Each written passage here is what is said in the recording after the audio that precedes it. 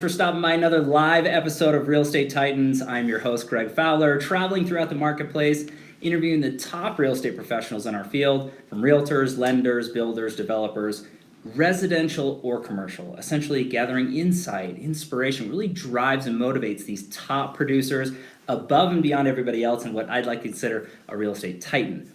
Our very special guest and featured titan for today, Iggy, the Realtor. Iggy, thanks so much for taking the time. Dude, thanks for coming out. This is really exciting. I know that there's so much anticipation on this episode to really get to know who you are as a man and the impact you've made and the legacy you're building in the real estate world. So let's just dive into the series of questions if you're cool. Let's do it. Okay, so I guess tell everybody a little bit about yourself. Can I start out with a shout out to Mom? Always. Hi, Mom. Hey, Mom. Now that that's out of the way. Love it, man. Love it. It's awesome. Your question again. Oh, yeah. So tell everybody a little about you. Hey, I'm Iggy. That's all you guys know me as. This is our office. Biggie in the backdrop. That's right. Respect. For those that know me, that's probably not too surprising for you guys. I've been doing real estate. This is year number 6 now. I think I got my license in September of 2013. Wow. The ramp up was hard, and the last few years have been better. And just got this office about a month ago. It's an exciting step for us. We fired up Summit Ridge Group as a brokerage in January of this year. Much love to everybody at Equity. Spent 4 years with you guys over there, and just nice to have my own corner, I guess, now. So love it. That's And where we're at. this is a beautiful office. We were just up on the roof a little bit earlier. Just gorgeous downtown location. Super, super awesome. So Iggy, give everybody a little bit of insight into what drove you to get involved in real estate in the first place and kind of what your progression was in your career. To be totally honest, man, I was doing a flip of a house in 2013. Okay. And a good friend of mine, Ramsey, if you're watching, said it was always his goal to get his real estate license, right? And it never was mine, to be completely honest. Okay, yeah, this is great. So I had this house on the market, basically was out of work at the time because the house was done, it needed to sell. And I said, hey, I'll go to school with you, Ramsey, sure, why not? And, then after I got my license, I started to realize, like, hey, there really is a lot more to this than I thought. And kind of exited the things that we were doing at the time, which was also still like sales oriented. We were selling cars and stuff like that. Awesome. And one of the things that drove me out of that field was the lack of even a desire for repeat business. It was so transactional. It was like, hey, you go from A to B, you get paid in between, and then you do it again. Wow. And the thing that I really saw in real estate as a good opportunity was, hey, if you do a good job and if you do it over and over again, that's really all you have to do in order for your business to grow. And simple concept, Right. I fell in love with. Okay, and that's beautiful, and I love the fact that you mentioned that it's in the past, in other careers, it was more transactional, and I think that that's a wonderful note to make. Is not everybody's created equal, and there's a reason why the Titan series is here, is to showcase people who actually care. It's not just a transaction; you're really building a community of individuals that you're guiding them through this process. So that obviously speaks volumes about you and your career thus far, Iggy, and what you do in the community. Yeah, I appreciate that. Yeah, for sure. So let's go into the next question when it comes down to it. So what's your why? I mean, what gets you out of bed in the morning, makes you do what you do to the level you do it at? I mean, seriously. We were joking about this in anticipation of this episode. I love it. Greg sends out the questions in advance, if you guys didn't know, so you get to prepare for them.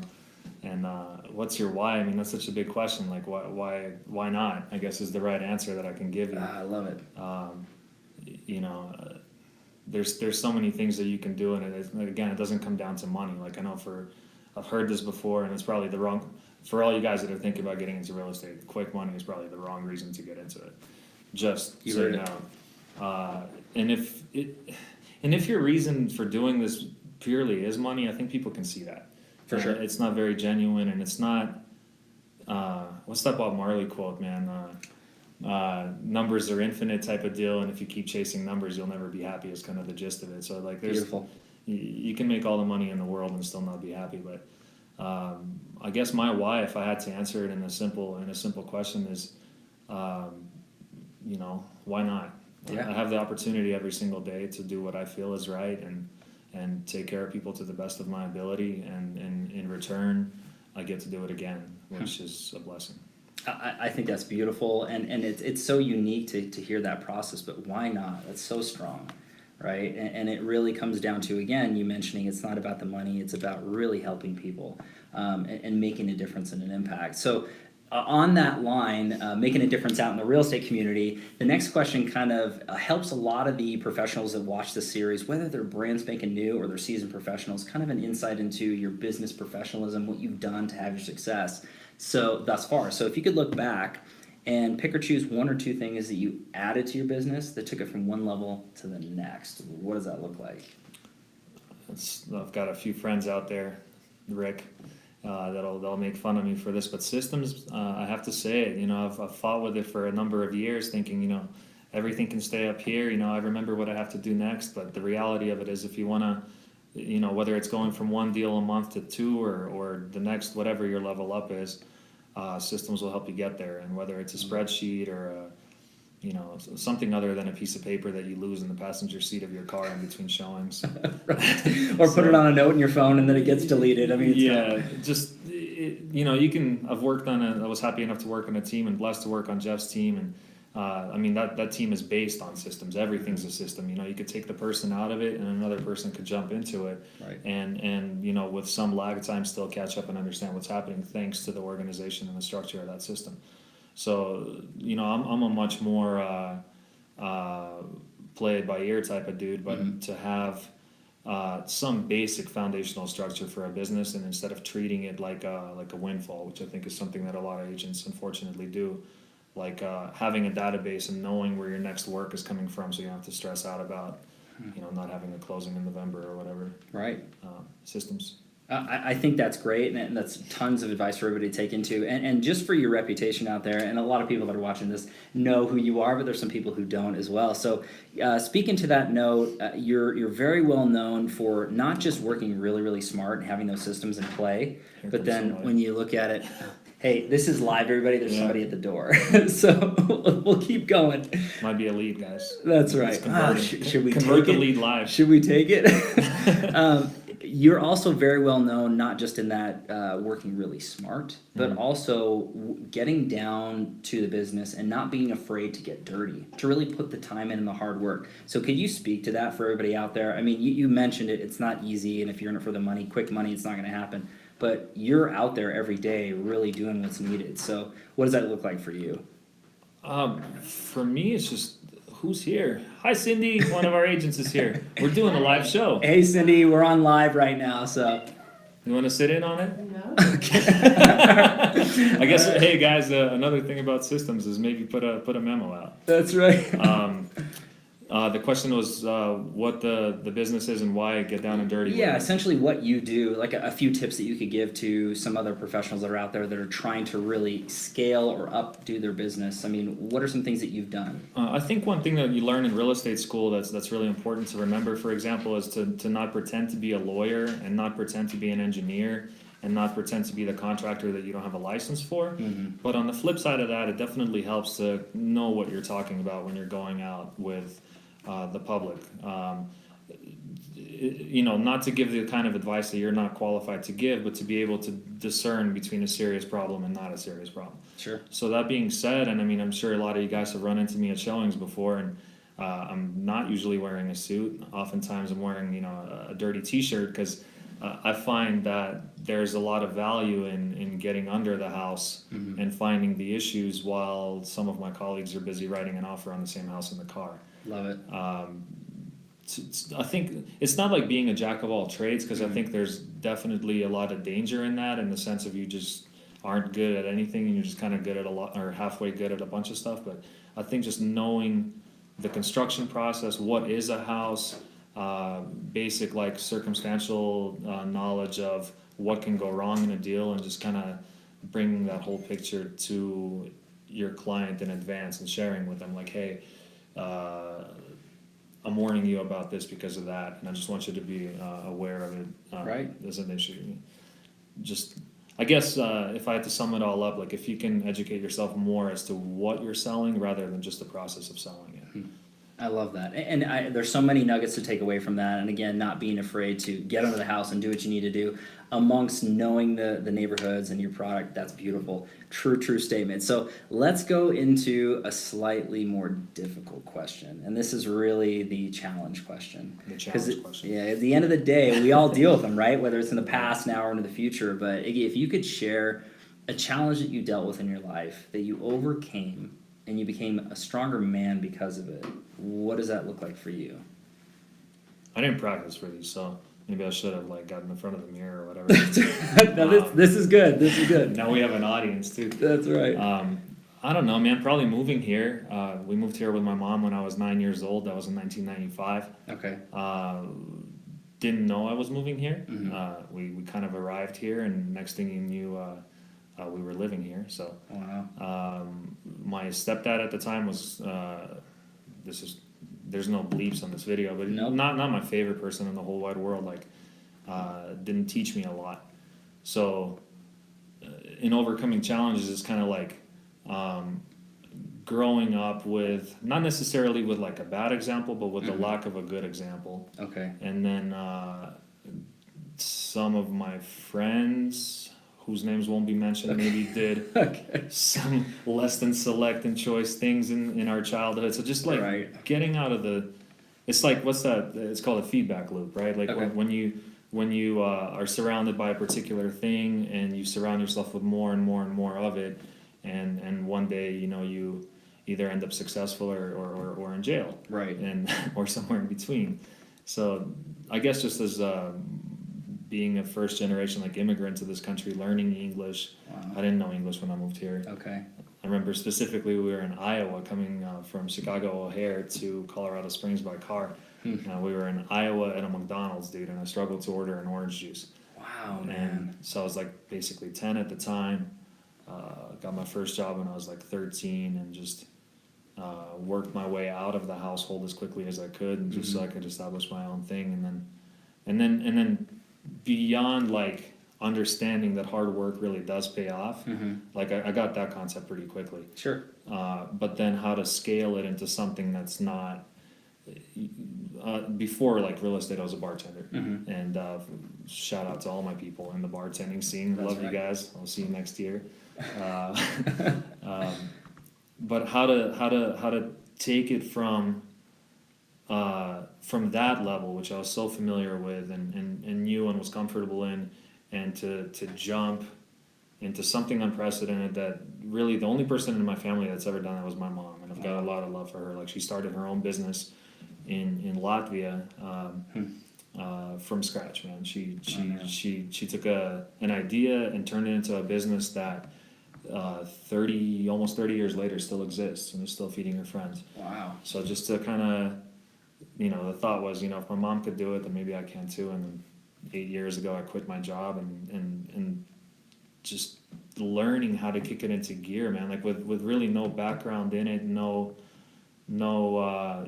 like positive example to say, hey man, this is how you do it. Sure. So just for years and years and years, just bumping your head against it until it finally starts to come together. Wow. I guess that's the challenge, man. Yeah, and obviously talking about the overcome portion is really crucial. And so first of all, Iggy, thanks for sharing that, because it's not easy to kind of air that out in front of everybody. But I think that when you're talking about, the example or lack thereof an example, that's tough, just to start right off the bat.